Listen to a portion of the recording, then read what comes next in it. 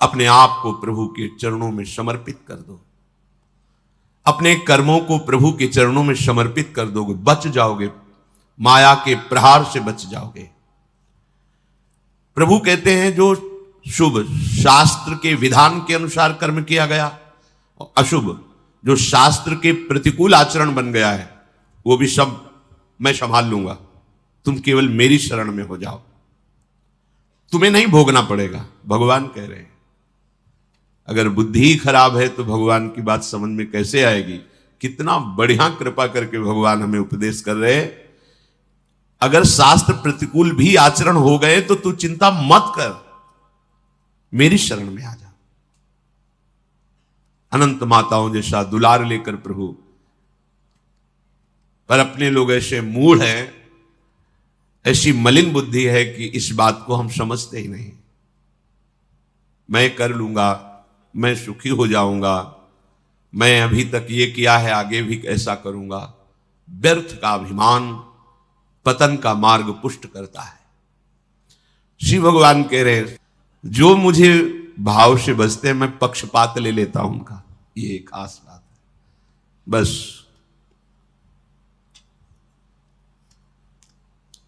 इसी बात से हम जीत गए।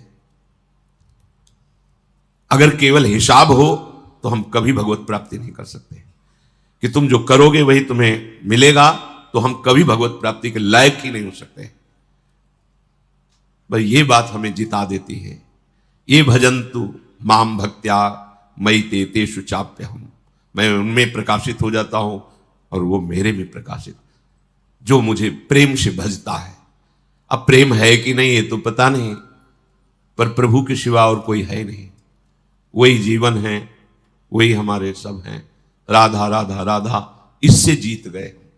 अगर हमारे हिसाब में देखा जाए तो ऐसा कोई तप सृष्टि में नहीं है जो भगवान को खरीद सके, ऐसा कोई सिद्धांत नहीं जो भगवान को अधीन कर सके। जैसे मां मेरा बच्चा है ऐसा मान करके हर समय आंतरिक दृष्टि रखती है, जरा सा भय उपस्थित होने पर आगे खड़ी हो जाती है, ये तो एक अंश का वात्सल्य है, वो वात्सल्य समुद्र है। बस इसी बात से हम जीत गए।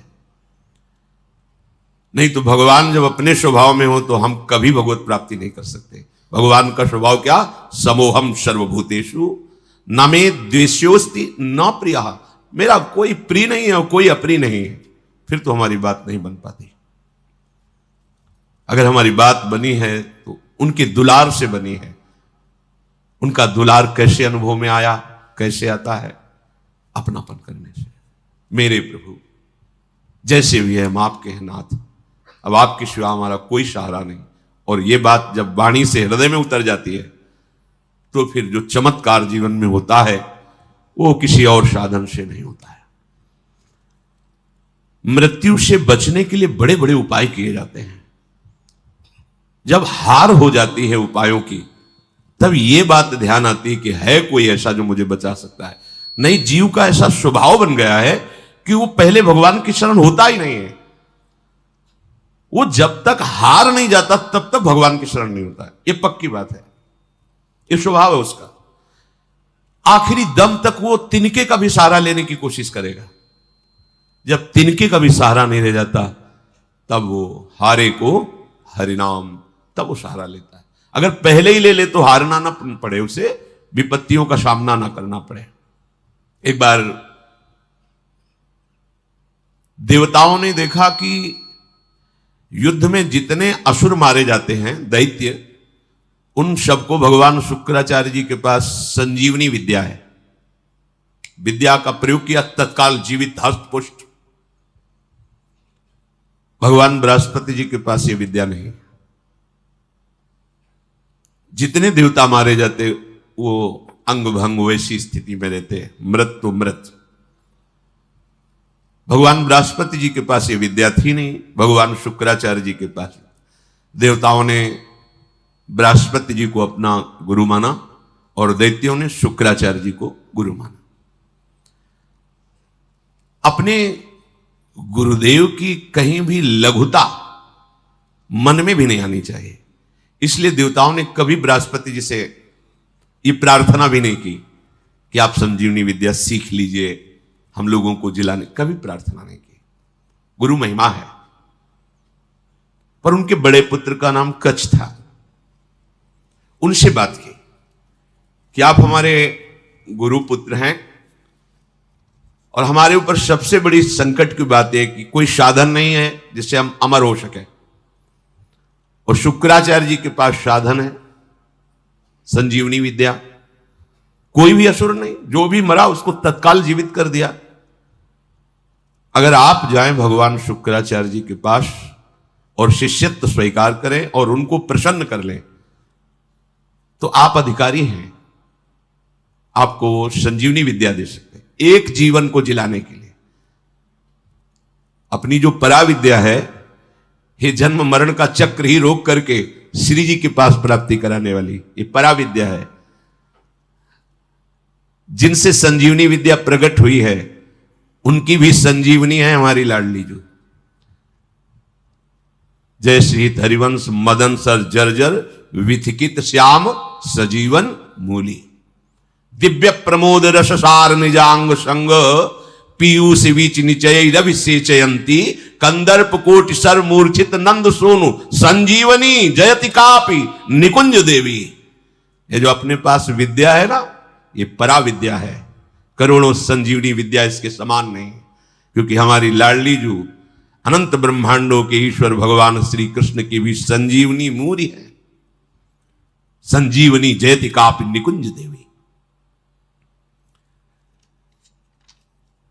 देवराज इंद्र ने जब हाथ जोड़ करके प्रार्थना की, बृहस्पति भगवान के बड़े पुत्र कच्छ अभी 9 किशोर अवस्था को प्राप्त हुए थे।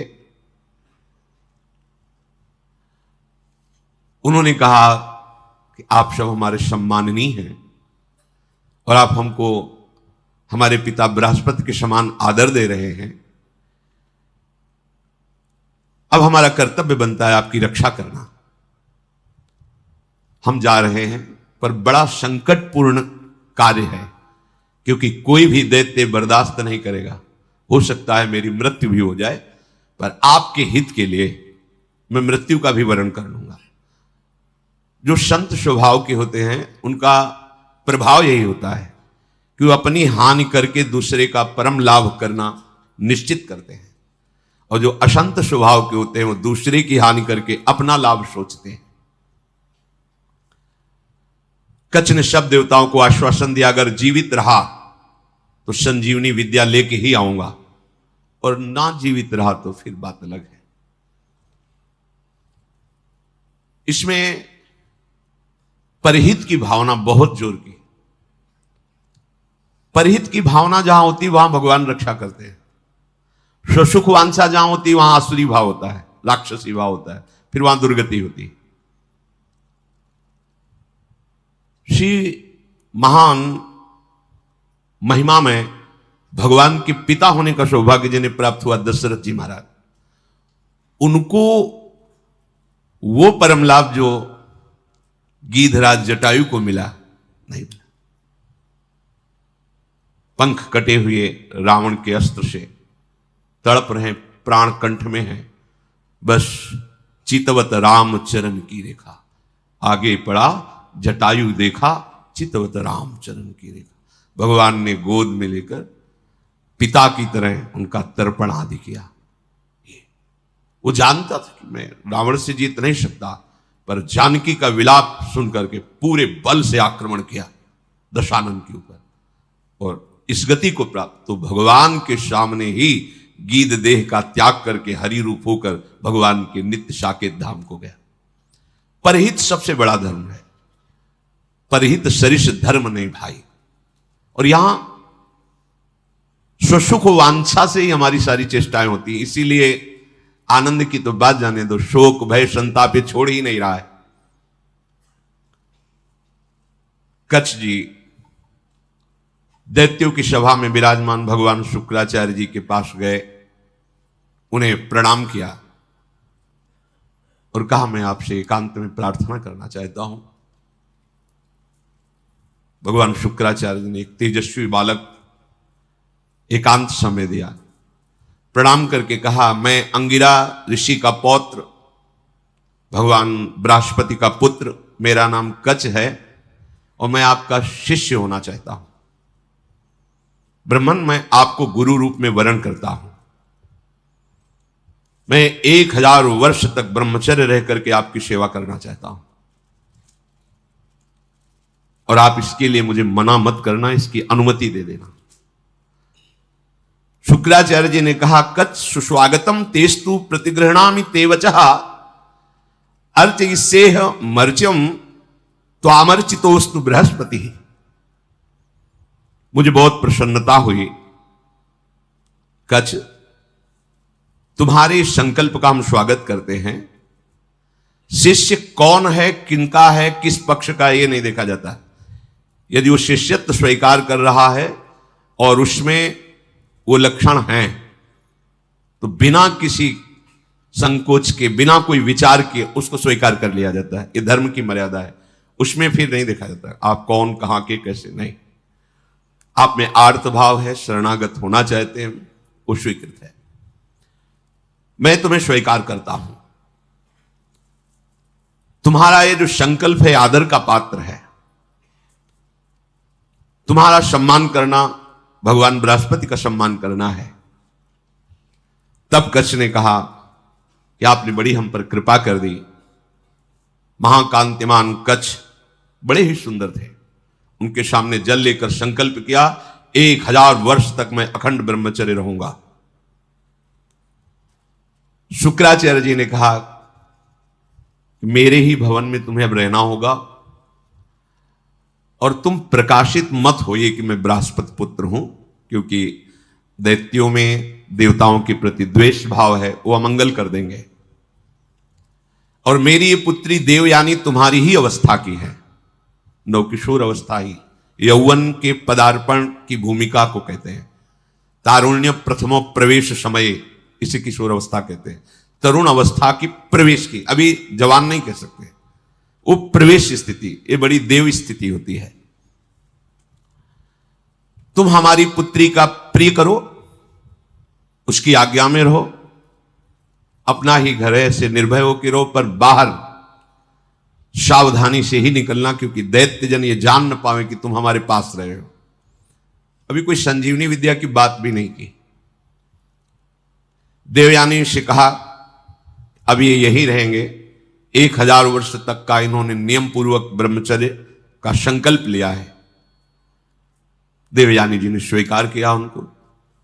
वो सदैव देवयानी के सामने हाथ जोड़कर प्रणाम करना, उनकी आज्ञा में रहना, जैसे गुरु वैसे गुरु पुत्री, ऐसा भाव। 500 वर्ष व्यतीत हो गए ब्रह्मचर्य से रहते हुए और गुरु भवन में सेवा करते हुए। कोई नहीं जान पाया। एक दिन किसी गुप्तचर ने दैत्यराज को बताया कि भगवान शुक्राचार्य के घर में कोई नव किशोर बालक बहुत ही देदीप्यमान, कांतिवान, काफी समय से रह रहा है।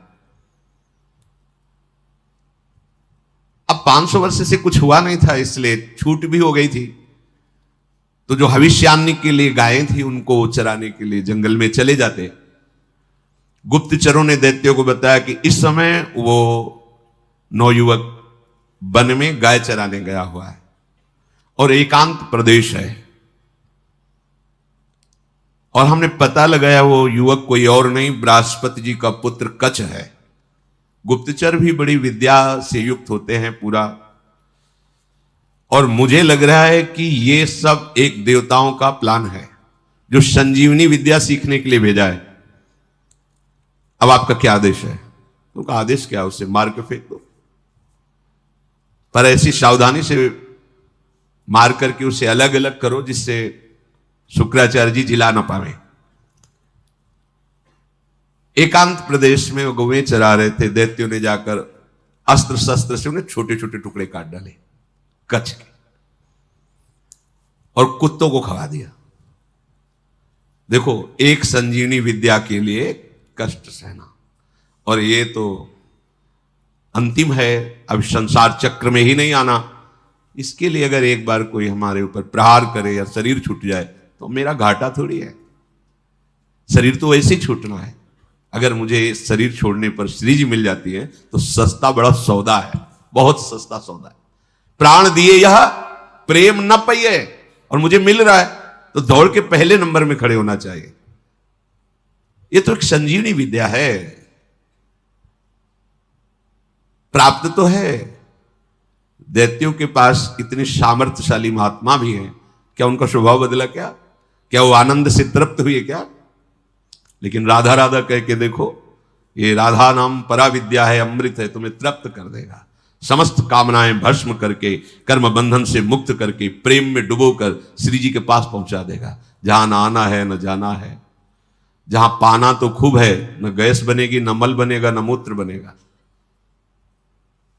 दिव्य, न बुढ़ापा है, न कोई पीड़ा है, न कोई रोग है, चिदानंद शरीर। कोई भय नहीं कि कभी हटा दिए जाएंगे, दूसरा आएगा तो हमारी जगह ले लेगा, ऐसा नहीं। बस वहीं विश्राम मिलेगा। चलना है, मन में ठान लो, चलना है। पर यह बात कि जिस मार्ग में हम चल रहे हैं उसमें फूल ही फूल नहीं मिलेंगे, शूल भी मिलेंगे। शूल को देख के डरना नहीं, वो शूल फूल बन जाएंगे। पर आप सोचो कि अब हम तो भजन में चले तो सब जयमाला पहनावे हमें, और हमें प्रणाम करें, नमस्कार करें, तो भूल जाना जब आप अच्छी चढ़ाई पर चढ़ रहे होंगे तो पैर पकड़ के घसीटने वाले हजारों दौड़ पड़ेंगे, पर आपको रुकना नहीं है। बल आपका श्री जी, इसलिए कोई घसीट नहीं सकता, पर विघ्न बाधाएं आपको घेर लेंगी। किसी उत्तम वस्तु की प्राप्ति के लिए बहुत उसे छुपा के रखा जाता है, बड़े विघ्न रखे जाते हैं जिसे कोई अधिकारी ही प्राप्त कर पावे। उनको मार दिया कच्छ को, उनके शरीर के टुकड़े टुकड़े करके कुत्तों को खवा दिया। अब उस दिन गौवें बिना रक्षक के वापस आ गई। देवयानी जी ने देखा कि कच्छ तो आए नहीं, गौवें लौट आई। उन्होंने शुक्राचार्य जी से कहा कि भगवान, आपने अग्निहोत्र कर लिया, सूर्यदेव अस्ताचल को चले गए, गौवें वापस आ गई, पर कच्छ वापस नहीं आया। मेरा हृदय भयभीत हो रहा है, कच्छ के साथ कुछ अमंगल हुआ। मैं सत्य कहती हूं, मेरा हृदय कभी झूठ इशारे नहीं करता। मेरे हृदय में आ रहा है कि शायद अब कच्छ जीवित नहीं है। भगवान शुक्राचार्य जी ने ध्यान देकर देखा, बोले तो ये तो गजब हो गया, कच्छ को काट करके कुत्तों को खवा दिया दैत्यों ने। ठीक है, संजीवनी विद्या का प्रयोग किया, हर कुत्ते के पेट से फट फट करके मांस एकत्रित हुआ, कच्छ जिंदा हो गए। ये संजीवनी विद्या, विद्या का बड़ा प्रभाव होता है। इलवल और वातापी नाम के दैत्य थे ना, इसी विद्या को जानते थे, और उनको संतों से द्वेष था। जो आसुरी स्वभाव के होते, संत उनका भी मंगल करते, पर उनका द्वेष होता है, उनको सताने में अच्छा लगता है। जो सीधे धर्मात्मा संत भगवत मार्ग के पथिक, उनको संकट में डालना, उनको तड़पाना, उनको मारना, इससे उनको अच्छा लगता है। जो दैत्य राक्षसी स्वभाव के जन होते हैं, भला संत किसी से क्यों ऐसा द्वेष करेंगे कि किसी को कष्ट हो? पर देखो ना, पूज्यपाद उड़िया बाबा को काट डाला गड़ासे से, भरी स्वभाव में से फव्वारे जैसे निकलते ना, ऐसे खून के फव्वारे निकले। ये दैत्य स्वभाव बड़ा ही कड़ुआ स्वभाव है। इलवल क्या करता कि साधारण वेश में जाता और जंगल में जितने भी ऋषि मुनि आश्रमों में सबको निमंत्रण देता, हमारे आज अहो भाग्य, आप हमारी कुटिया में पधारिए, और एक साधारण धर्मात्मा का वेश रखता। अब संत वायु पीने वाले, जल पीने वाले, पत्ता खाने वाले, कंदमूल फल खाने वाले, चलो भगवान की इच्छा से कोई निमंत्रण करने आया है, पा लेते हैं। वो अपने भाई वातापी को मार करके वैसे मिलाता कि कोई जान न पाता भोजन में।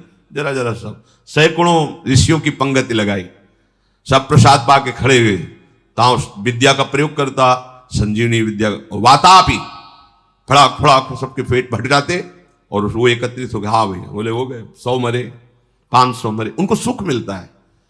अब ऋषियों की संख्या कम होने लगी तो भगवान अगस्त्य जी से कहा, जो समुद्र को पी गए थे, कि ऋषियों पर बड़ा संकट है, वो अलग अलग भेष बदल कर आता है, निमंत्रण करता है, और अपने भाई को मार करके ऐसे मिला देता है कोई जान ही नहीं पाता, और जब ऋषि पा लेते हैं तो विद्या का प्रयोग करता है और सबको मार देता है, वो जीवित हो जाता है वातापी। बोले सब निमंत्रण स्वीकार करो। अगस्त्य जी बिना निमंत्रण के पहुंच गए, आगे बैठे, बोले भैया थोड़ा हम सबसे ज्यादा पाते हैं, तो पहली पंगत में मैं आगे बैठा हूं, पहले मैं पालूं फिर दूसरे को परोसा जाए। ऋषि तैयार हो ना, सब ऋषियों ने कहा हाँ, अगस्त्य जी का पहले मुझे उसने वही प्रक्रिया की, अपने भाई वातापी को मार करे पूरा चाट चाट के सब पा गए अगस्त्य जी। पाने के बाद आचमन किया, खड़े हुए तो उसने मंत्र संजीवनी विद्या पढ़ी और कहा वातापी, जे भी पुकारा सो अधोवायु ढर से निकाली, बोले गया तुम्हारा वातापी। अगस्त्य जी थे जो समुद्र को पी गए, समुद्र अगाध समुद्र को पी गए, अधोवायु बोले गया तुम्हारा वातापी। तुम साधारण सी सब पच गया, जितनी देर पाया उतने में हमारी जठरांग ने पचा करके हजम हो गया, खत्म तुम्हारा वातापी। कोई विद्या काम नहीं करती ब्रह्म विद्या के आगे, भगवत विद्या के आगे। भगवान बृहस्पति जी ने जो ही ध्यान किया, देखा कि वो तो कुत्तों के पेट में है, संजीवनी विद्या का प्रयोग किया, कुत्तों के पेट फटे और कच्छ जो है मानुष्य जुड़ के पूरा जीवित होकर सामने आ गया। देखते ही देवयानी ने पूछा लौटने में विलंब क्यों कर दिया? तो उन्होंने कहा कि देवी मैं समिधा कुश और काष्ठ गुरु सेवा के लिए ला रहा था, तो एक वृक्ष के नीचे रुका, गौएं भी हमारे साथ थी, वहां कुछ असुरों ने मुझे घेर लिया और पूछा तुम कौन हो? तो मैंने बता दिया मेरा नाम कच्छ, मैं बृहस्पति का पुत्र हूं और भगवान शुक्राचार्य हमारे गुरु हैं, उनकी सेवा के लिए मैं सामग्री ले जा रहा हूं। तो उन्होंने मुझे मार दिया और मार करके कुत्तों को खवा दिया। मेरी स्मृति कभी भंग नहीं होती क्योंकि मैं अखंड ब्रह्मचारी हूं। ब्रह्मचर्य में बहुत बड़ी सामर्थ्य है जिसका महत्व आज नहीं समझा जा रहा है। अगर आपका शरीर स्वस्थ है, किसी औषधियों का सेवन नहीं हो रहा है संसारिक, और आप ब्रह्मचारी हैं, एक बार श्लोक पढ़ लीजिए, वो पूरा टेप हो जाएगा। दोबारा कोई बात सुननी नहीं पड़ती, एक बात सुन लिया पूरा दिमाग में बैठ जाएगा। भारी से भारी मेहनत करने पर कभी थकावट नहीं होगी। 2-4 दिन नींद ना आवे तो आपको परेशानी नहीं होगी, क्योंकि बहुत शीतलता, बहुत धैर्य, गंभीरता, ये सब ब्रह्मचर्य प्रकट कर देता है, तभी उपासना परिपक्व होती है। अब ब्रह्मचर्य नहीं तो स्मरण ही नहीं है, ना प्रभु का स्मरण है, ना अपने लक्ष्य का स्मरण है। जिधर जो प्रवाह हुआ उसी में बहते डोल रहे हैं। शरीर इतने क्षीण हो रहे हैं वासना के कारण कि कुछ भी प्रकृति की मार झेलने लायक ही नहीं रह गए। देखो ब्रह्मचर्य का प्रभाव। कच्छ कह रहे मुझे पूरा स्मरण है, मेरी स्मृति कभी भंग नहीं होती। जब हमारे गुरुदेव ने संजीवनी विद्या का प्रयोग किया तो फिर मैं जीवित होकर तुम्हारे सामने उपस्थित हूं। कच्छ ने जब अपने मारे जाने की बात कही तो देवयानी बड़ी सावधान हो गई कि कच्छ को अब गाय चराने नहीं भेजना। दैत्यों को तो पता था कि हमने मारकर खवा दिया। अब तो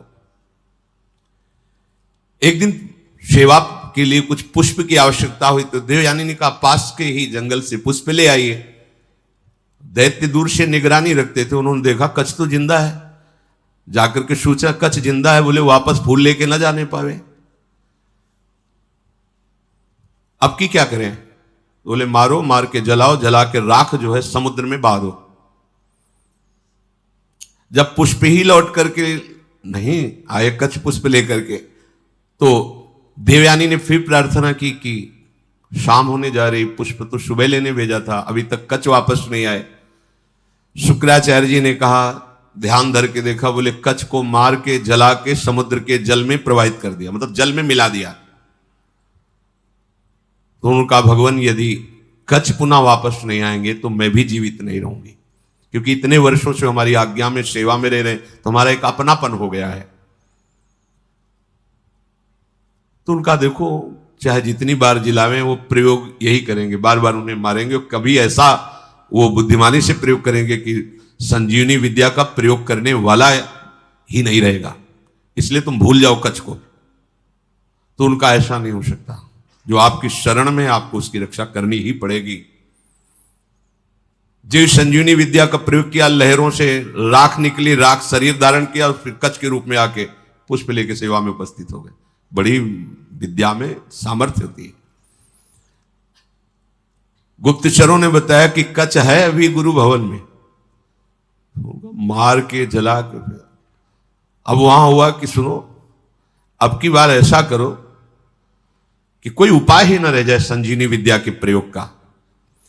तो किसी कार्य हेतु जे भी गुरु भवन से बाहर निकले, कच्छ उनका अपहरण कर लिया।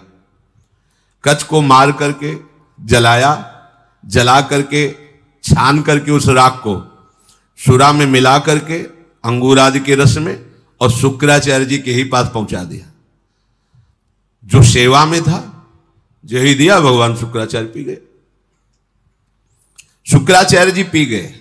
देवयानी ने कहा पूरा दिन हो गया, कच्छ के दर्शन नहीं हो रहे। तो अब बताया बार बार वो अगर हम संजीवनी विद्या का प्रयोग भी करेंगे तो मार ही डालेंगे, इसलिए तुम छोड़ो, क्यों चिंता करते हो। उन्होंने कहा भगवान आप ये निश्चित समझ लीजिए कि शरणागत हैं वो हमारे, और मैं उनकी रक्षा किए बिना जीवित नहीं रह सकती। आपसे सच कहती हूं, यदि मैंने कच्छ का दर्शन नहीं किया तो अपना जीवन नष्ट कर दूंगी। प्यार तो होता है परिवार के जनों से। शुक्राचार्य जी ने कहा बेटी, बृहस्पति का पुत्र कच्छ इस बार ऐसी घटना में स्थित है, या तुम्हारे पिता रहेंगे या कच्छ रहेगा। देवयानी तुम शोक छोड़ो, रो मत। तुम्हारी जैसी विवेकशालिनी और शास्त्र स्वाध्याय करने वाली युवती के लिए ऐसा रोना या ऐसी बात कहना मैं जीवन त्याग दूंगी, ये उचित नहीं है। असंभव है अब जिलाना कच्छ को।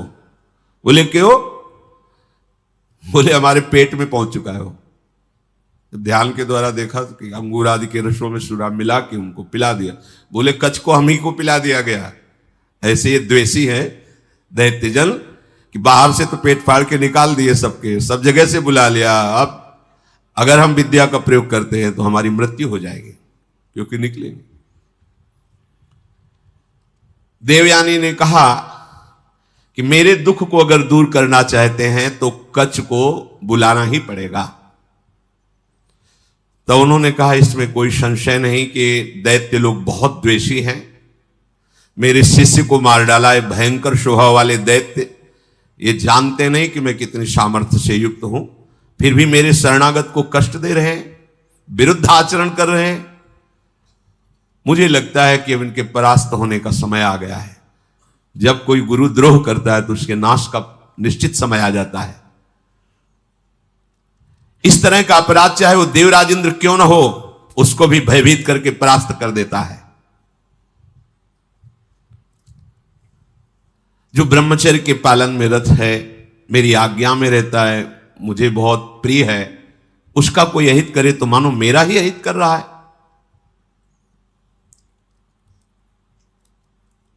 गुरु ने मन में विचार किया कि अब कैसे उसको जिलाएं। तो कच्छ तुम मेरी बात सुन रहे हो? संजीवनी विद्या का ध्यान करते हुए कहा। तो अंदर से कच्छ बोले हां गुरुदेव सुन रहा हूं, बहुत भयभीत भी हूं, क्योंकि मैं आपकी हाथों के बीच में फंस गया हूं। विद्या के प्रभाव से अंदर से आवाज। गुरुदेव आप प्रसन्न हो, मैं आपको प्रणाम करता हूं। जैसे पुत्र का पिता पर और पिता का पुत्र पर स्नेह होता है, उसी प्रकार हमारा आपके प्रति और आपका हमारे प्रति स्नेह है। शुक्राचार्य जी ने कहा उस समय मैं नहीं जान पाया जिस समय तुम हमारे मुख द्वार से उदर में गए। तो उनका गुरुदेव आपके प्रसाद से और ब्रह्मचर्य से मेरी स्मरण शक्ति मरने पर भी नहीं छूटती। मुझे पूरी याद है। यदि आपने संजीवनी विद्या का प्रभाव किया और मैंने आपके पेट को फाड़ा तो सबसे बड़ा कलंकी मैं कहलाऊंगा कि गुरुदेव की हत्या करने वाला है। गुरुदेव यद्यपि मैं कष्ट में हूं, पर मैं आपके पेट को, आप ऐसा संजीवनी विद्या का प्रयोग मत कीजिए जिससे आपकी मृत्यु हो जाए। मैं हर क्लेश सह सकता हूं, लेकिन गुरु के विरुद्ध नहीं चल सकता। आचार्यपाद असुरों ने मुझे मार करके मेरे शरीर को जलाकर चूर्ण बना करके और अंगूर आदि के रस में मिलाकर आपको पिला दिया है। ब्राह्मी, आसुरी, दैवी तीनों मायाओं की आप ज्ञाता हैं। आपके होते हुए कोई भी माया उल्लंघन नहीं कर सकती। शुक्राचार्य जी का बेटी दूसरा कोई कार्य कहो तो तुम्हारा प्रिय कर दें। अब कच्छ को बचा पाना बड़ा कठिन है, थोड़ी देर में मेरी आते कच्छ को पचा लेंगे। मेरे उदर के विदीर्ण होने के सिवा कोई दूसरा उपाय नहीं रह गया। अगर मैं ब्रह्म विद्या का प्रयोग करता हूं तो मेरे उदर में वो जीवित होंगे, उनका उदर, मेरा उदर फटेगा, मैं मर जाऊंगा। देवयानी जी ने कहा, पिताजी कच का नाश नहीं होना चाहिए, क्योंकि आपका शरणागत शिष्य है, और आपका वध होना ये मैं देख नहीं सकती, सह नहीं सकती, और आप बड़े प्रवीण हैं, दोनों के बीच का रास्ता निकालिए। शुक्राचार्य जी ने कहा, बृहस्पति के पुत्र कच, तुम हमारी बात सुन रहे हो? देवयानी तुम पे प्रसन्न है और मैं भी तुम्हारा हित करना चाहता हूं, इसलिए तुम सुनो, मैं तुम्हें मृत संजीवनी विद्या देता हूं। आए भी इसीलिए थे, आज तक नहीं कहा था। गुरु की शरण जिस भाव से हुआ जाता है, बिना मांगे वो बात पूरी हो जाती है, यदि आपकी निष्ठा और भावना है। देखो, ऐसी परिस्थिति दैत्यों ने प्रकट की विपरीत, लेकिन वही विपरीतता इनके लिए अनुकूलता का स्वरूप हो गई। शुक्राचार्य जी ने कहा, तुम सुनो, मैं तुम्हें संजीवनी विद्या का उपदेश करता हूं। संजीवनी विद्या का उपदेश किया और कहा, जब मैं अपने ऊपर प्रयोग करूंगा तो तुम बाहर निकलना, मेरा पेट फाड़ के तो मेरी मृत्यु हो जाएगी, फिर तुम संजीवनी विद्या का प्रयोग मेरे ऊपर करना, जिससे मैं जीवित हो जाऊंगा। मेरे इस शरीर से जीवित निकलकर तुम मेरे वास्तविक पुत्र बन जाओगे, क्योंकि मेरे उदर में रहे तुम। गुरु से विद्या प्राप्त करके सामर्थ्यशाली होने पर भी शिष्य को सदैव गुरु के प्रति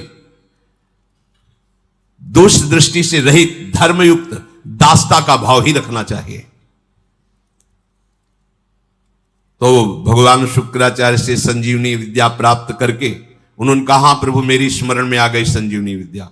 जो ही प्रयोग किया, संजीवनी, शुक्राचार्य जी का पेट फटा और कच बाहर निकले।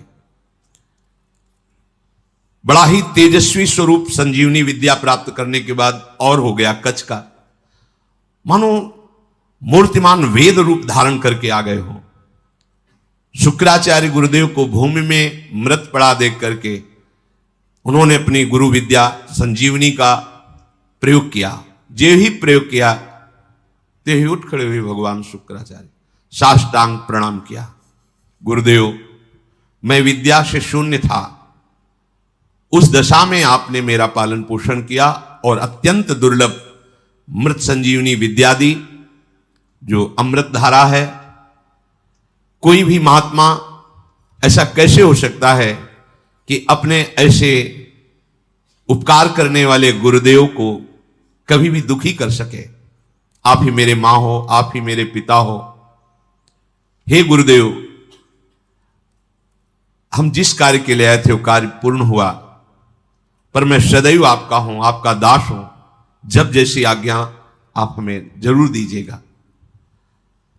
गुरु की कृपा के बिना कोई भी विद्या सिद्ध नहीं होती। जो गुरुदेव से विद्या प्राप्त करके गुरुदेव की अवहेलना कर देता है, उसे प्रतिष्ठा रहित पाप पूर्ण नरकों की प्राप्ति होती है। कोई भी मंद बुद्धि अज्ञान से युक्त होकर के कभी यदि अपने गुरुदेव का अपमान कर दे तो धर्म भ्रष्ट हो जाएगा, उसे ब्रह्म हत्या का पाप लगता है। इस लोक परलोक में दोनों में उसकी निंदा होती है। तपस्या की निधियों की निधि अप्रमेय शक्तिशाली महानुभाव शुक्राचार्य जी ऐसी बात सुनकर बहुत प्रसन्न हुए, गुरु निष्ठा देख करके। कच ने देवताओं का कार्य सिद्ध कर दिया, संजीवनी विद्या उन्हें प्राप्त हो गई,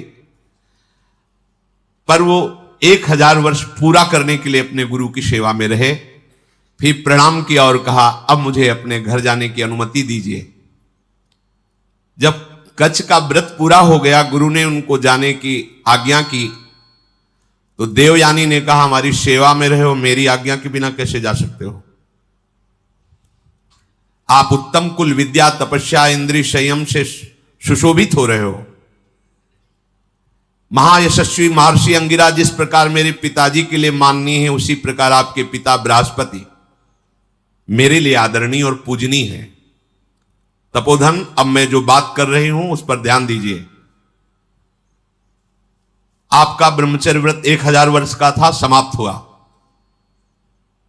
और मैंने आपको अंदर से वर्ण किया है कि तुम हमारे पाणी ग्रहण भाव को स्वीकार करके पति बनो। मंत्रोच्चारण पूर्वक विधि पूर्वक मेरे पिता के सामने मेरा पानी ग्रहण करो। मैंने अंदर से ये भाव किया है। कच्छ ने कहा अब दोबारा ऐसा शब्द उच्चारण मत कर देना। देवयानी, तुम्हारे पिता भगवान शुक्राचार्य मेरे भी पिता हैं, क्योंकि मैं उनके उदर में रह चुका हूं। क्या कभी भाई अपने बहन के प्रति ऐसा भाव कर सकता है? तुम हमारी परम पूजनीय हो, ऐसे शब्द उच्चारण मत करना। वैसे गुरुपुत्री हो और ऐसे भी मैं शुक्राचार्य के उदर में रह चुका हूं। महात्मा भार्गव को तुम प्राणों से भी अधिक प्यारी हो। गुरुपुत्री होने के कारण मेरी परम पूजनीय बहन हो तुम। ऐसे शब्द उच्चारण मत करो।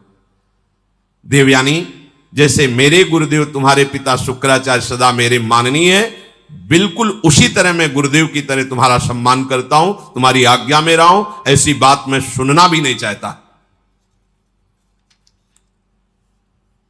देवयानी ने कहा, मैं आपका सम्मान करती हूं, आपकी भावना का, लेकिन जब से आप आए हैं और आज तक मैंने आपकी प्राणों की रक्षा की। मेरे ही कारण आप जीवित हो, मेरे ही कारण तुम्हें संजीवनी विद्या मिली। मैं हठ ना करती तो तुम हमारे पिता के हाथों में ही पच जाते। इसलिए तुम्हारा जीवन मेरा दिया हुआ जीवन है। इसलिए सौहार्द के साथ मैं कहती हूं कि मैं उत्तम भक्ति के द्वारा तुम्हारी आराधना करूंगी। तुम धर्म के ज्ञाता हो, मेरे प्रति ऐसा भाव त्याग दो और मेरा पाणी ग्रहण स्वीकार करो। कच्छ ने कहा, उत्तम व्रत का आचरण करने वाली देवयानी, मैं तुम्हारी इस आज्ञा का कदापि पालन नहीं कर सकता। तुम्हें प्रसन्न होना चाहिए मेरे ऊपर। मैं तुम्हें गुरु से भी बढ़कर पूज्य दृष्टि से सदैव देखा हूं। मेरे हृदय में कभी तुम्हारे प्रति ऐसा भाव नहीं आया। मैं तुम्हारी ये बात नहीं सुन सकता। तुम मेरी बहन थी, बहन हो और बहन ही रहोगी, ये मेरा दृढ़ निश्चय है। अब मैं तुम्हारा आशीर्वाद चाहता हूं, मुझे आशीर्वाद दो और मैं अपने देवलोक को जाता हूं। तुम्हारा मंगल हो। ऐसा कहकर के प्रणाम किया कच्छ ने। यद्यपि धर्म से युक्त कच्छ की वाणी थी, देवयानी को गुस्सा आ गया। उनका, हमारी बात को ठुकरा रहे हो तो मैं शाप देती हूं। जिस कार्य के लिए तुमने कठोर तपस्या की, यहां आए, संजीवनी विद्या सीखी, तुम्हारी संजीवनी विद्या निष्फल हो जाए। यह है, मिलते मिलते भी बात बिगड़ जाती, लेकिन हरि शरणम में बात नहीं बिगड़ती। ध्यान रखना। निमिषहु ना अकृपा जब चितये तब ऐसे। ये सब इतिहास इसीलिए तुम्हें सुना रहे हैं कि हमारे भगवान की शरणागति कितनी मीठी मृदु है। घोर अपराध बन जाने पर भी भगवान कभी त्यागते नहीं। इतना कई बार मरना पड़ा जिस संजीवनी विद्या के लिए, उसी का शाप मिल गया, निष्फल हो जाए। अब तो होश उड़ गए। जिसके लिए इतना श्रम निष्फल। देवयानी, ये तुमने धर्मयुक्त कार्य नहीं किया। तुम गुरुपुत्री हो, गुरुपुत्री समझकर तुम्हें क्षमा करता रहा जब तुम बार बार पाणी ग्रहण की बात करती रही। मैंने आज तक कभी तुम्हें दोष दृष्टि से नहीं देखा और तुम कामना से युक्त होने के कारण हमें शाप दे दिया। इसलिए मैं तुम्हें आज शाप देता हूं। आज के बाद कोई भी ब्रह्म ऋषि कुमार तुम्हारा पाणी ग्रहण ही नहीं करेगा। ये सामर्थ्य होती है, जो नियम से चलते हैं, भजन करते हैं, उनमें सामर्थ्य होती है। उनके वचन कभी मिथ्या नहीं होते। 5 वर्ष के बालक हैं श्रृंगी ऋषि, चक्रवर्ती सम्राट महामहिम परम भागवत परीक्षित जी। जे ही श्रृंगी ऋषि स्नान कर रहे थे, बालकों ने आके कहा, तुम्हारे पिता के गले में मरा हुआ सांप महाराज परीक्षित ने डाल दिया है। कहा, उपहास? मेरे समाधिस्थ पिता का उपहास? ये इतना उच्छृंखलता कैसे आ गई? ये तो महाभागवत थे, ऐसा कैसे? इसका मतलब ये समझते हैं कि इनके ऊपर कोई शासन करने वाला नहीं। जल उठाया और कहा, इनको पता नहीं कि ऋषि बालकों में अपनी तपस्या का इतना बड़ा बल है कि हम देवराज इंद्र को भी शाप दे सकते हैं। ये क्या है? मैं शाप देता हूं, आज के 7वें दिन विशाल काय तक्षक सर्प डसेगा और इस राजा की मृत्यु हो जाएगी। अमोघ, कोई नहीं काट पाया। 5 वर्ष के बालक श्रृंगी ऋषि। तुमने काम के वशीभूत होकर के मेरी विद्या को निष्फल होने का शाप दे दिया, तो तुम्हारा पाणिक ग्रहण संस्कार की जो भावना है, कोई भी ब्रह्म ऋषि कुमार तुम्हारा वरण नहीं करेगा, ये मेरा शाप है। गई विद्या गई। देखा कितना श्रम और हाथ क्या लगा। अब देवताओं को भारी समस्या का फिर कोई उपाय नहीं। अब जब कोई उपाय नहीं होता तब एक उपाय जागृत होता है, हरिश शरणम। सब देवताओं ने भगवान को पुकारा, क्योंकि दैत्य बल से भी आसुरी स्वभाव में, और गुरु का इतना बड़ा प्रताप, संजीवनी विद्या संपन्न गुरु, कोई उपाय नहीं कि बचने का। प्रार्थना ब्रह्मा जी से की। ब्रह्मा जी, भगवान शंकर, शव देवता सुमेरु पर्वत जो 4 लाख योजन का है, वहां एकत्रित हुए और भगवान की सबने प्रार्थना की, स्तुति की। जो स्तुति की श्री भगवान सामने प्रकट हो गए। आर्त भाव की हुई स्तुति तत्काल अनुभव कराती कि भगवान हमारी बात सुन रहे हैं। वो भाव आना कठिन होता है। अगर वो भाव आ जाए तो पुकारते ही भगवान आपको दिखाई देंगे। उसे आर्त भाव कहते हैं। जैसे गजेंद्र ने आर्त भाव में पुकारा, द्रौपदी जी ने आर्त भाव, एक क्षण भी नहीं लगा भगवान उपस्थित हो। ऐसे समस्त देवता, भगवान ब्रह्मा शंकर आदि ने जब आर्त भाव से भगवान को पुकारा कि एकमात्र भगवान श्री हरि ही अब हमारी रक्षा कर सकते हैं, वही उपाय कर सकते हैं। जेवी भगवान श्री हरि सुमेरु पर्वत पर प्रकट हुए। समस्त देवता, ब्रह्मा जी, भगवान शंकर ने देखा कि जैसे करोड़ों सूर्य एक साथ उदय हो गए हो, ऐसी आभा प्रकट हुई। किसी भी देवता की नेत्रों में सामर्थ्य नहीं थी उस आभा की तरफ देख सके। इसलिए इस श्लोक आता है सुधा, तेजो रूप निकुंज एव कलयन नेत्रादि पिंड स्थितम। निकुंज ऐसा तेजोमय है कि किसी की सामर्थ्य नहीं देख सके। जब लाडली जी की सखियों की कृपा होती, जो आचार्य रूप से आई, वो जब दिव्य नेत्र देते तब निकुंज को करोड़ों सूर्य एक साथ जैसे प्रकट हो गए, ऐसी कांति प्रकट हुई। सबकी आंखें चौंधे आ गईं, सब बेशुद्ध हो रहे हैं।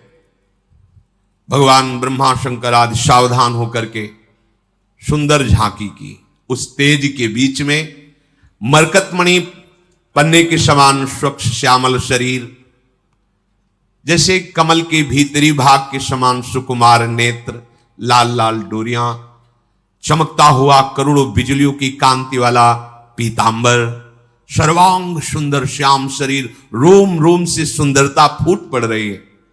धनुष के समान टेढ़ी भौहें, बड़ा सुंदर मुख, महामणिमय किरीट, भुजाओं में बाजूबंद, कानों में झलकते हुए कुंडलों की चमक, कपोल सुंदर खिले हुए, करधनी में लड़ियां, हाथों में कंगन, गले में चरणों तक माला। भगवान श्री हरि प्रकट हुए। जो ही भगवान प्रकट हुए तो भगवान के दिव्य पार्षद आसपास सब सेवा में उपस्थित। सुदर्शन चक्र आदि मूर्तिमान पार्षद रूप होकर सेवा में रहते हैं। जब आदेश होता है तो वस्त्र रूप धारण करके फिर लीला करते हैं, जैसा आदेश भगवान का होता है। समस्त देवताओं ने साष्टांग पृथ्वी पर लौट करके भगवान श्री हरि को प्रणाम किया और सबने भगवान की स्तुति की। अजात जन्म स्थिति संयमाया गुणाए, निर्वाण सुखार्णवाये, अणुरणिम्ने परिगण्य धाम्ने, महानुभावाय नमो नमस्ते। संपूर्ण सृष्टि का प्रादुर्भाव, स्थिति और प्रलय ये आपसे ही होती है, पर आप इससे संबंध नहीं रखते। होती आपसे ही है पर आप इससे संबंध नहीं रखते। जैसे चुंबक के आकर्षण से लोहा जो जड़ है वो चलायमान होता है, पर चुंबक की कोई इच्छा नहीं होती, उसका स्वाभाविक ऐसा आकर्षण है कि उसमें हलचल पैदा हो जाती है। ऐसे ही श्री भगवान की सामर्थ्य से सृष्टि का सृजन पालन लय होता रहता। भगवान निर्लेप है, निर्विकार है, प्राकृत गुणों से रहित एवं मोक्ष स्वरूप परमानंद के महान समुद्र, सूक्ष्म से भी सूक्ष्म और महान से भी महान, हे परमेश्वरशाली प्रभु श्री हरि, हम आपको बार बार नमस्कार करते हैं। समस्त देवताओं ने भगवान की स्तुति की और कहा, प्रभु आप ही हमारे रक्षक हैं, जब कोई विशेष संकट पड़ता है तब आप हमारी रक्षा करते हैं। ब्रह्मादि देवताओं ने स्तुति करके मौन होकर हाथ जोड़कर खड़े हो गए। यह स्वभाव है क्या, जब हार जाता है तब याद आती भगवान की। ये सबका स्वभाव, पहले ही भगवान की याद कर लो।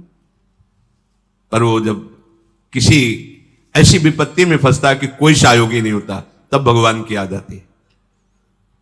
सब हाथ जोड़कर खड़े हो गए। समस्त लोकों के एकमात्र स्वामी भगवान श्री हरि ने कहा, ब्रह्मा, शंकर और समस्त देवताओं, सावधान होकर सुनो, ये मेरी सलाह है, इससे तुम सबका मंगल होगा। इस समय तुम्हें यह समझना चाहिए कि गुरु की कृपा है दैत्यों के ऊपर। तुम युद्ध में परास्त नहीं कर सकते। गुरु मेहरबान तो चेला पहलवान। भगवान कह रहे हैं तुम परास्त नहीं कर सकते। असुरों पर काल का एक छत्र कृपा प्रसाद है, क्योंकि वो गुरु सेवा में है, शुक्राचार्य जी को अनुकूल किए हुए है। उनकी समय कोई भी अभ्युदय या अवनति नहीं कर सकता। हमारा विचार है कि इस समय तुम्हें अस्त्र शस्त्र रहित होकर उनकी सभा में जाना चाहिए, नमस्कार करना चाहिए, उनसे मित्रता करनी चाहिए और फिर एक बड़ा कार्य का अनुष्ठान करो। जब तुम्हारा कार्य सिद्ध हो जाए फिर तुम भले उनसे लड़ाई करना।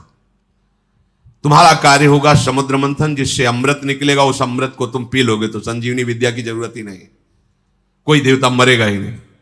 पर अमृत अकेले नहीं निकलेगा, मंथन में प्रयत्न करेंगे वो भी, पर वो अहंकार और द्वेष से युक्त होने के कारण उस अमृत के अधिकारी नहीं है। वो अमृत तुम्ही को मिलेगा।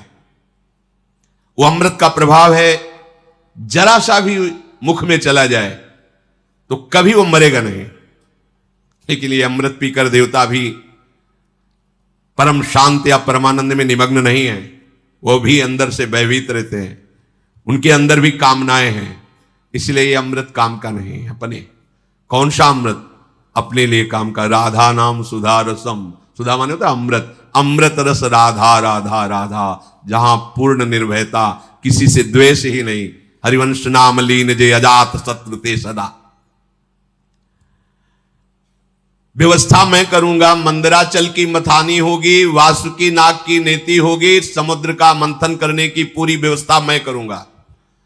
आलस्य प्रमाद छोड़कर विश्वास करो और जाओ, हाथ जोड़ो, प्रणाम करो दैत्यों को और उनको मिलाओ, अपने मित्र बनाओ और फिर ये बताओ कि दोनों मिलकर समुद्र मंथन करें और उसमें से अमृत निकलेगा और हम सब पान कर लेंगे।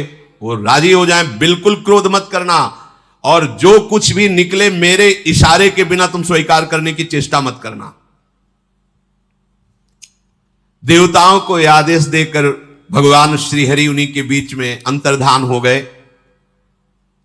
उनके चले जाने पर ब्रह्मा शंकर ने उस दिशा को नमस्कार किया जिधर भगवान अंतर्धान हुए।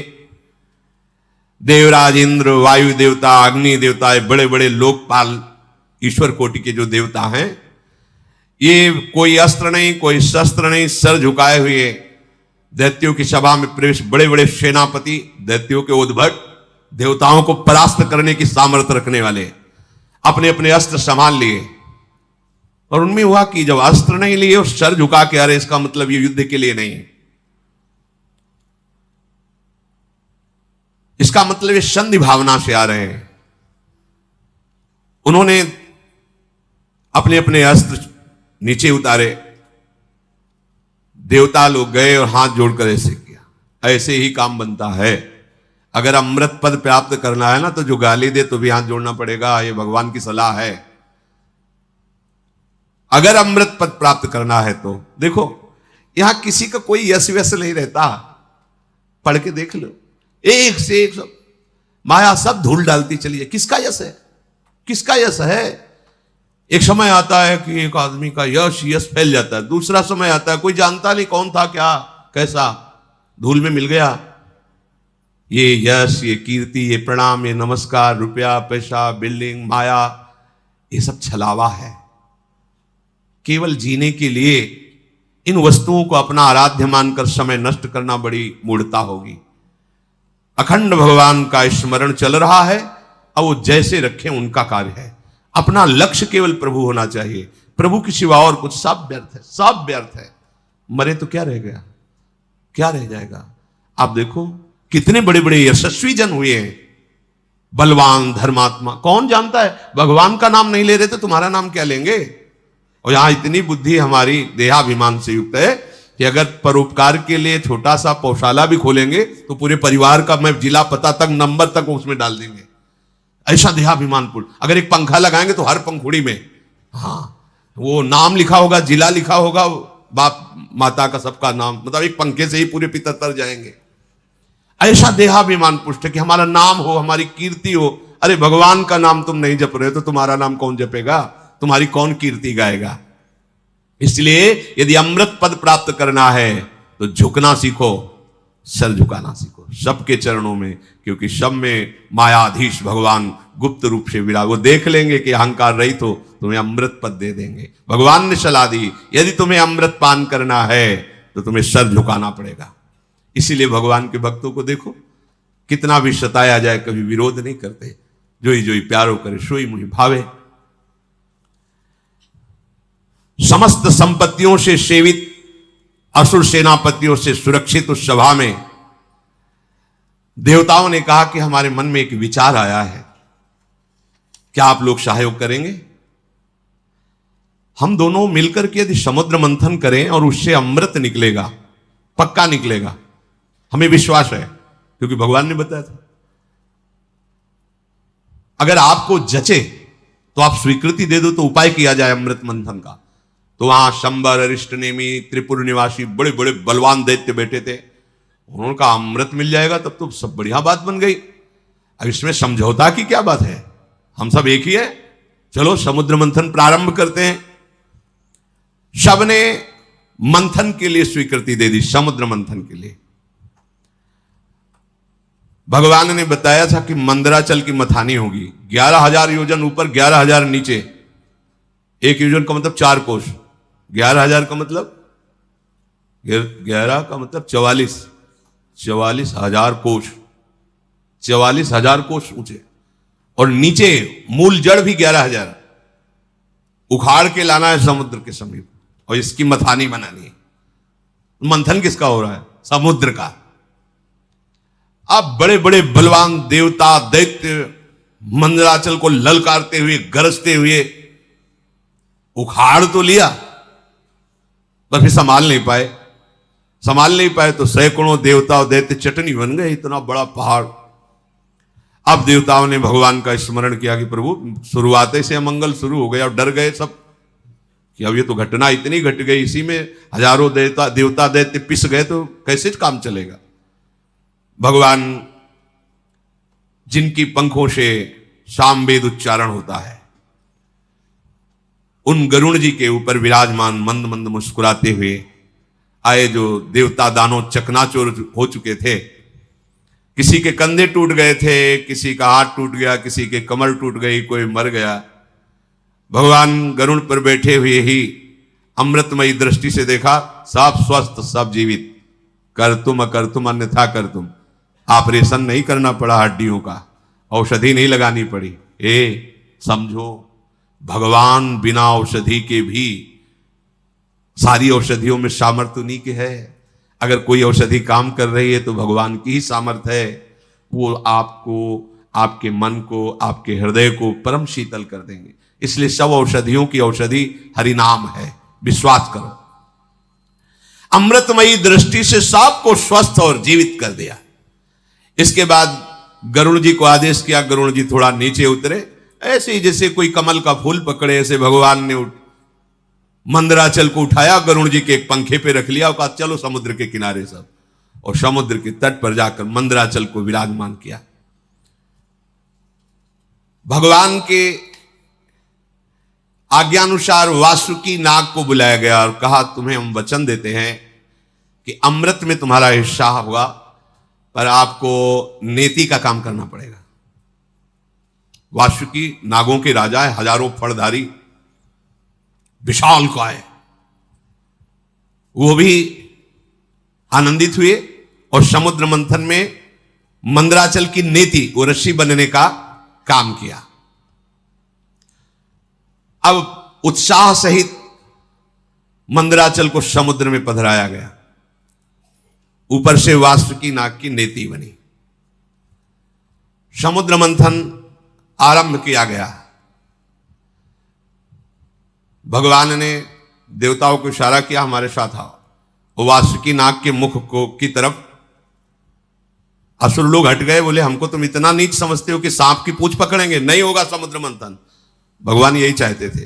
भगवान ने कहा नहीं, आप अगर आपको ऐसा लगता है चलो सब पूंछ पे चलो, क्योंकि जब मंथन होगा तो भारी विषाग्नि निकलेगी वासुकी नाग के मुख से। असुर स्वभाव के जो होते हैं ना, उनको यही, अगर उनका मंगल भी चाहो ना तो उनको अमंगल ही अच्छा लगता है। उन्होंने कहा कोई हम ऐसे वैसे नहीं है कि हम सांप की पूंछ पकड़े, तुम आगे रहो हम पीछे नहीं। समुद्र में भगवान ने कहा आइए आइए आइए पकड़िए, और देवता उसका काम बन गया, चलो पूंछ की तरफ चलो। अब देवताओं ने पूंछ की तरफ और असुर मुख की तरफ, लक्ष्य है अमृत प्राप्ति, समुद्र मंथन प्रारंभ किया। लेकिन जेव ही घुमाया तो मंदराचल धसने लगा। फिर भगवान से कदम कदम पर भगवान की जरूरत है भगवत प्राप्ति के लिए।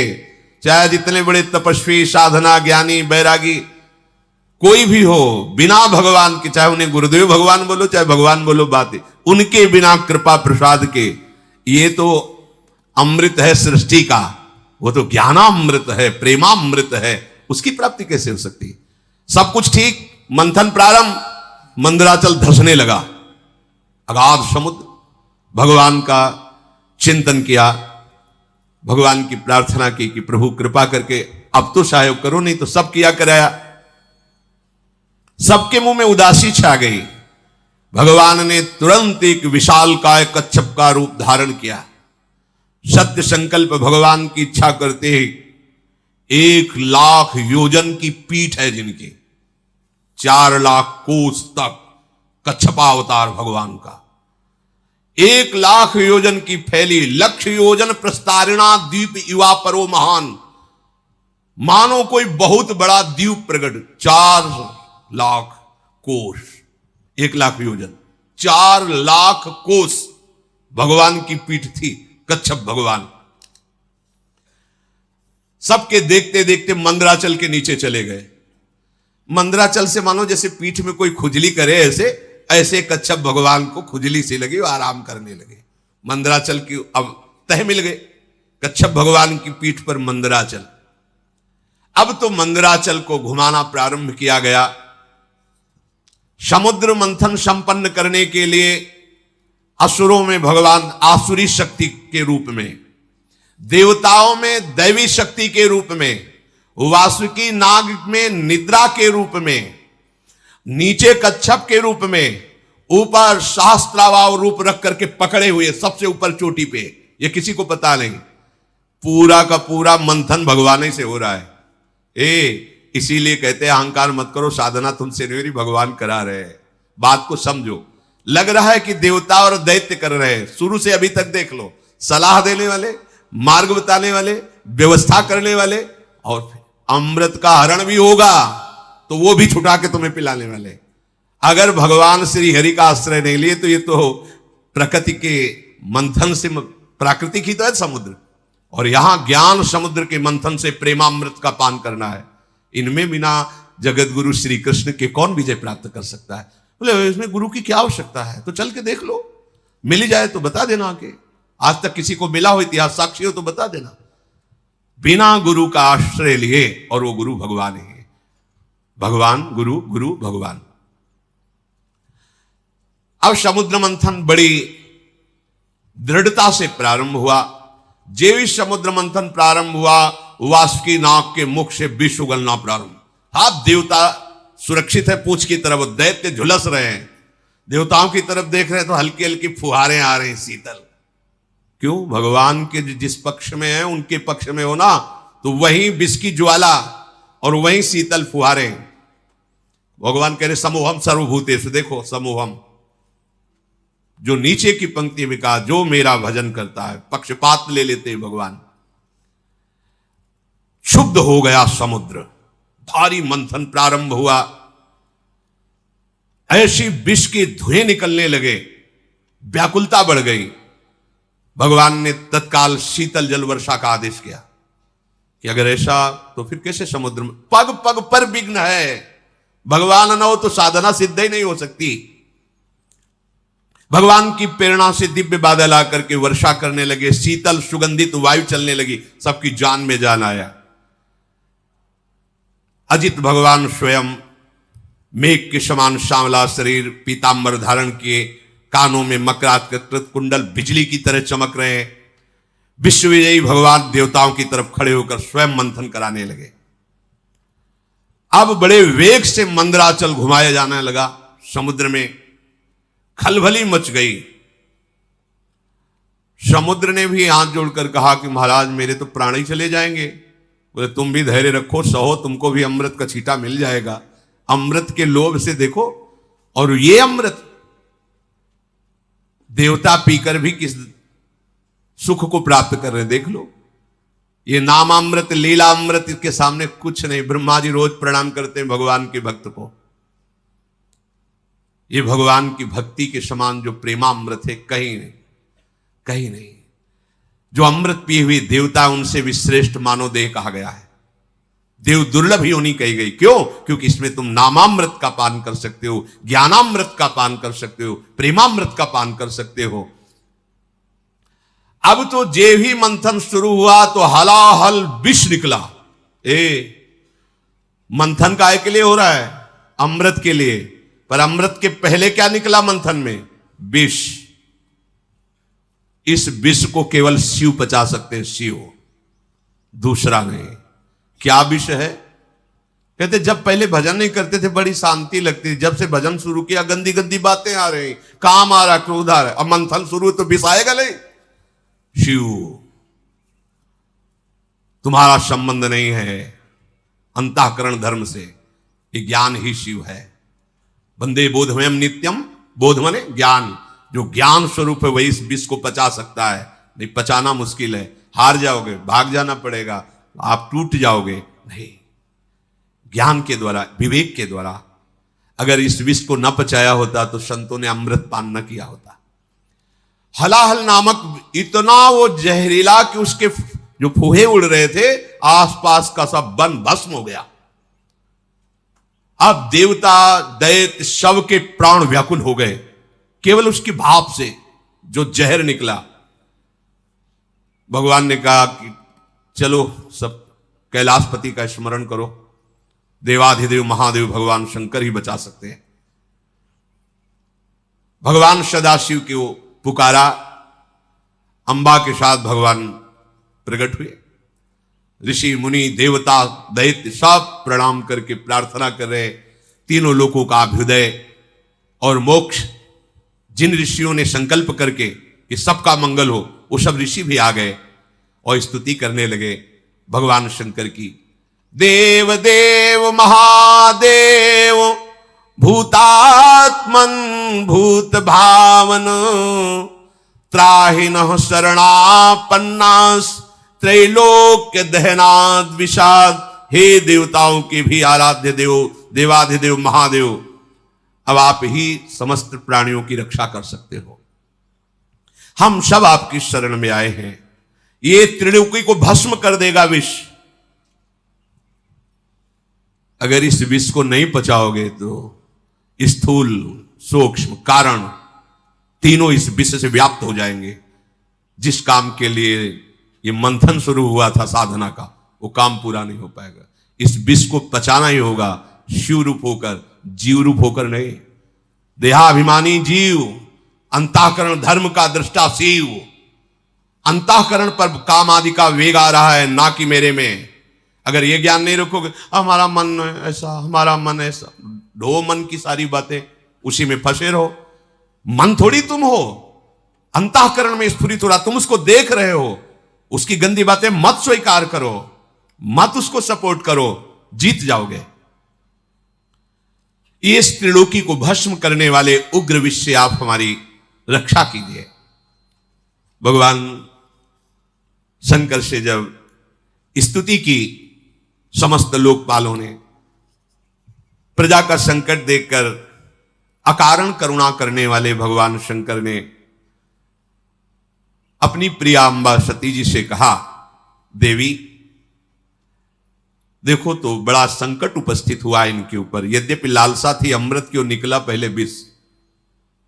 वही सिद्धांत भी है, यत तज्ञे विषम्युत परिणामे अमृतोपमम। ये विष जैसा लगता है, 2 बजे उठना और फिर दिनचर्या करना, ब्रह्मचर्य से रहना, भजन की भावना में डूबना, किसी से कोई भी व्यवहार नहीं, मनोरंजन नहीं, ये सब विष जैसा लगता है, इसका परिणाम अमृत होगा। अब मेरा कर्तव्य बनता है कि मैं इन्हें निर्भय कर दूं। सबकी रक्षा करना सामर्थ्यशालियों की सामर्थ्य का प्रयोग है। सज्जन पुरुष अपने क्षणभंगुर प्राणों की भी बलि देकर दूसरे की रक्षा करते हैं। देखो, कोई भी कार्य करने के पहले अपने अर्धांग से अनुमति लेना ही चाहिए। यहां प्रमाण दे रहे हैं जगत गुरु भगवान शिव, सती जी से कह रहे हैं कि अब हमारे इनकी रक्षा करने आप आदेश कीजिए, आप सहमति दीजिए। उनके ऊपर कृपा करना ही है, और इस कृपा से मुझे पता है कि मुझे श्री हरि का प्रेम प्राप्त होगा, क्योंकि श्री हरि के ही द्वारा प्रेरित ये कार्य हो रहा है। चराचर जगत में जब श्री हरि प्रसन्न हो जाते हैं तो फिर उसको और कुछ प्रसन्न करना बाकी नहीं रहता किसी के लिए। मैं इस विष का भक्षण करूंगा। विश्व के दाता, जीवन दाता भगवान शंकर जब सती जी से ऐसा कहा तो सती देवी ने उस प्रस्ताव को पास किया। हाँ ठीक है भगवान, आप जगत अम्बा है ना, जगत मंगल के लिए, और अपने प्रभु का वो सामर्थ्य भी जानती है।